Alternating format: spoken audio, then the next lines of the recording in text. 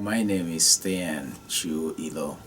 I'm the founder and executive director of the Canadian Samaritans for Africa.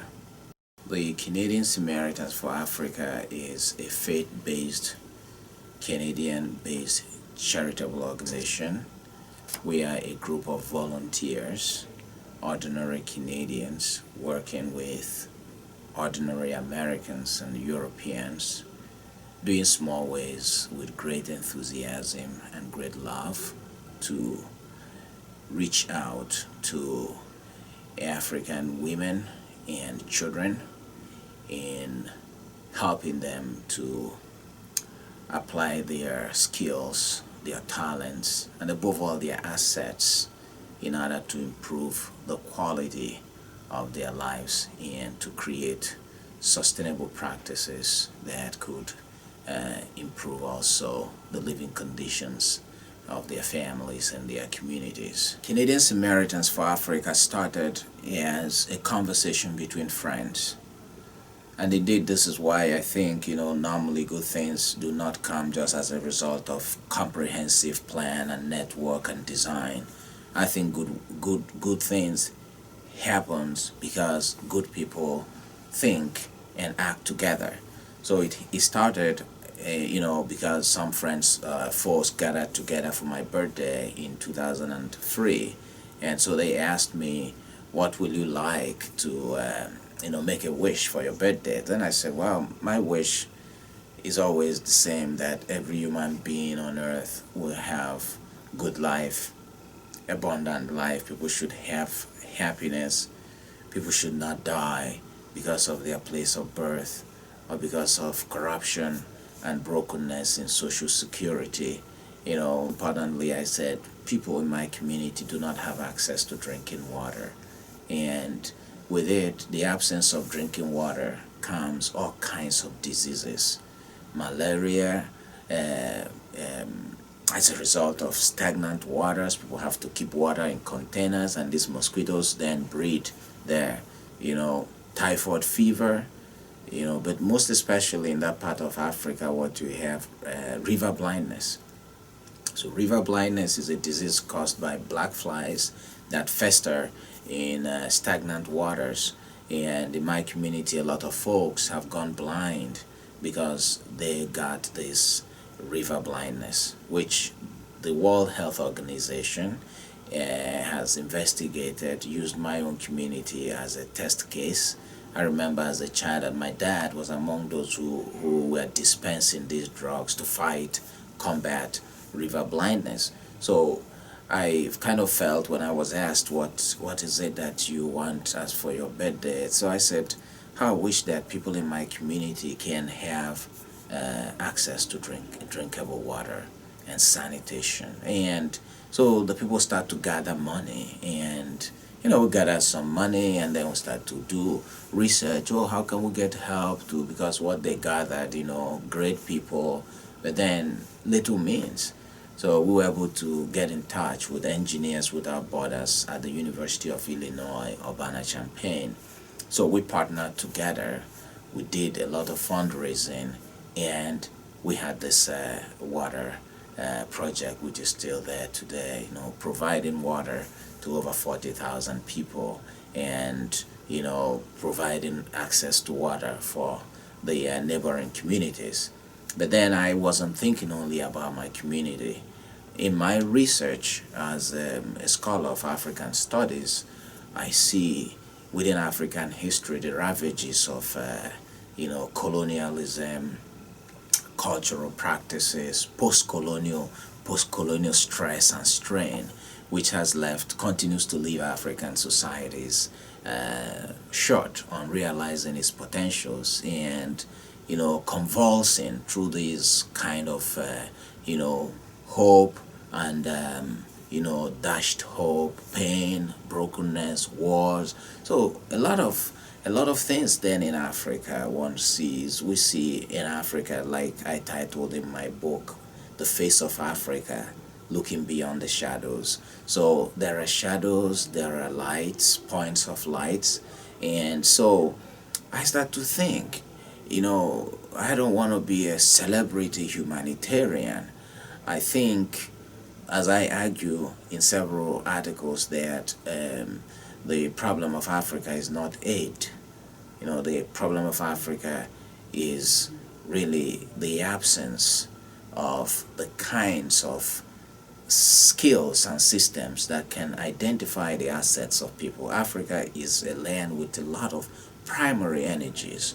People are hardworking, people have a vision, people can actually build their societies. So then I thought, okay, let's work together and find a way we can be a small trigger to people who are working hard. The Canadian Samaritans for Africa, within the last 10 years of its existence, has worked mainly in Kenya, in Uganda, and in Nigeria.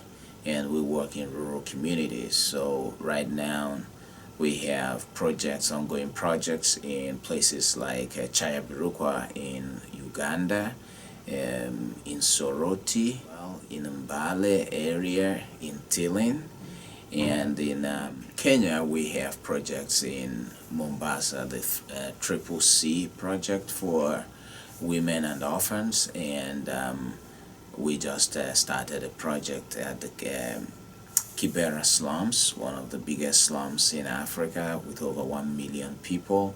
So we are working with the Village of Love, a community-driven initiative that supports women to develop again their skills, self-help projects, give them some entrepreneurial skills so that they become small business owners, sole proprietors, and then also employ other people.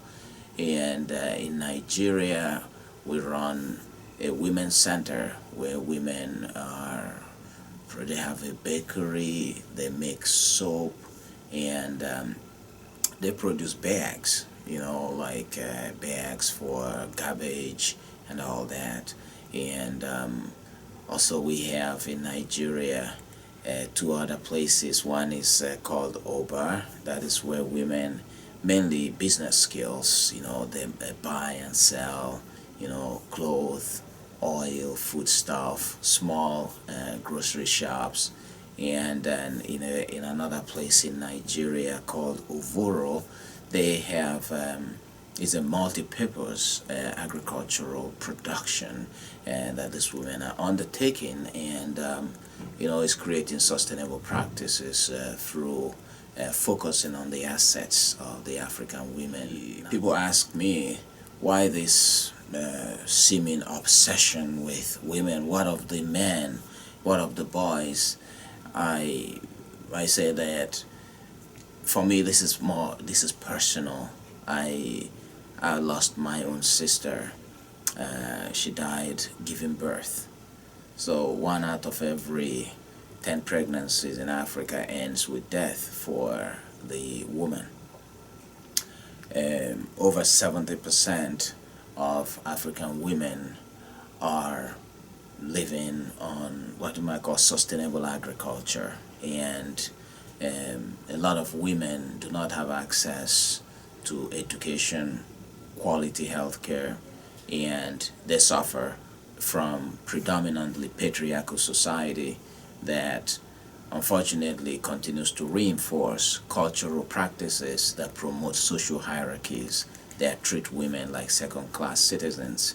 So the consequence of all this is that there's a high mortality rate, for instance, where when it comes to women who are pregnant. There's also HIV/AIDS has the face of women. So women cannot protect themselves. They don't have financial and economic independence. So they are solely dependent on men, and so they become vulnerable to men, and they don't have rights, at home. So they're also susceptible to domestic abuse. And added to that is the fact that these women bear a disproportionate percentage of labor.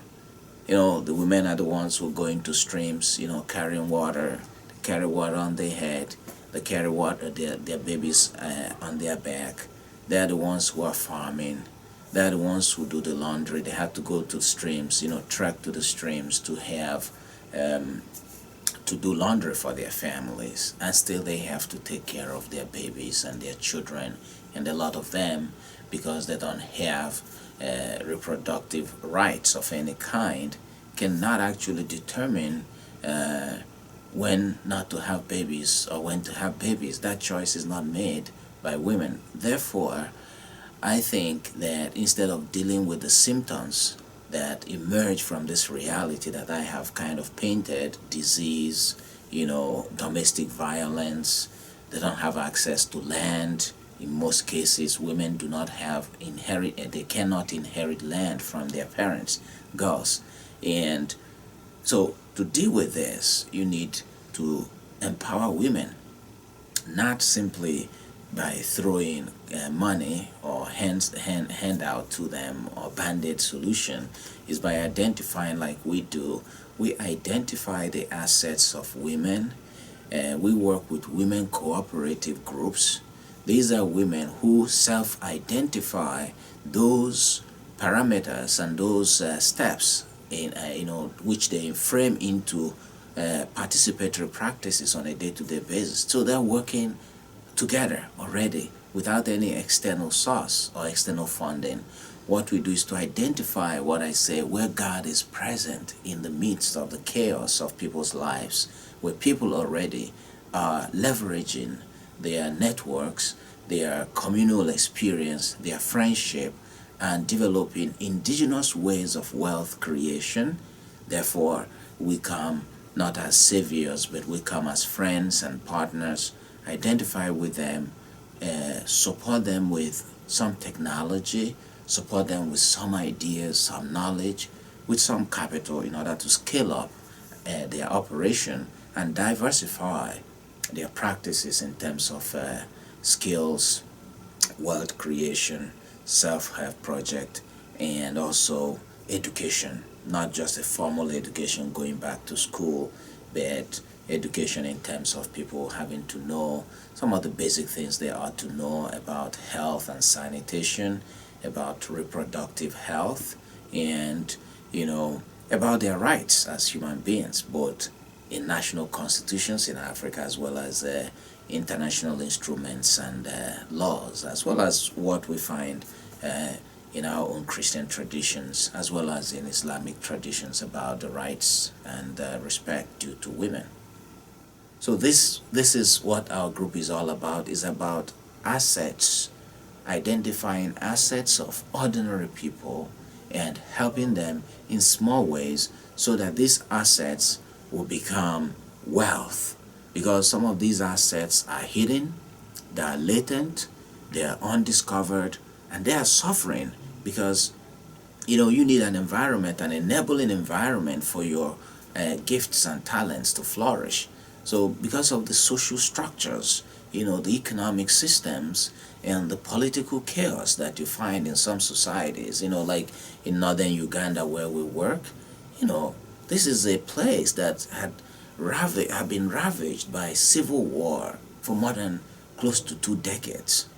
So you see children who do not know who their parents were, who their grandparents were, people who have relocated miles, hundreds of miles away from their ancestral home.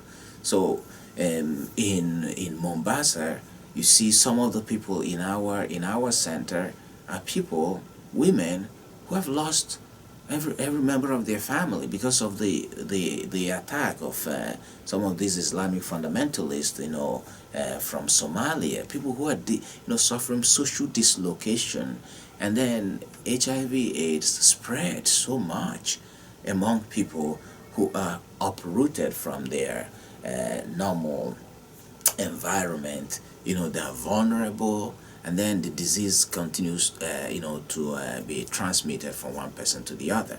So this is what our group is all about, is about lighting just a candle of love in these societies in order to give them hope. I am from a community called Aduachi. It's in eastern Nigeria, that's in West Africa. Is about 200 miles from the Atlantic coast.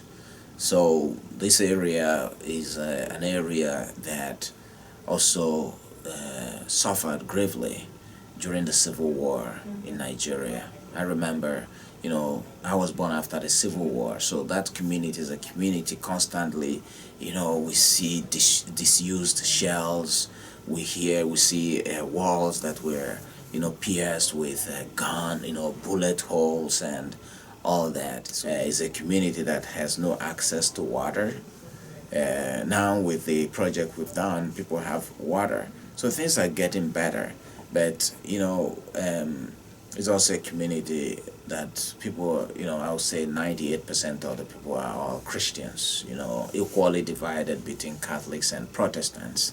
So it offers you, I think it gives you a miniature picture of Nigeria and Africa. So you will come to my community, you will see one or two families that are very wealthy, with big houses.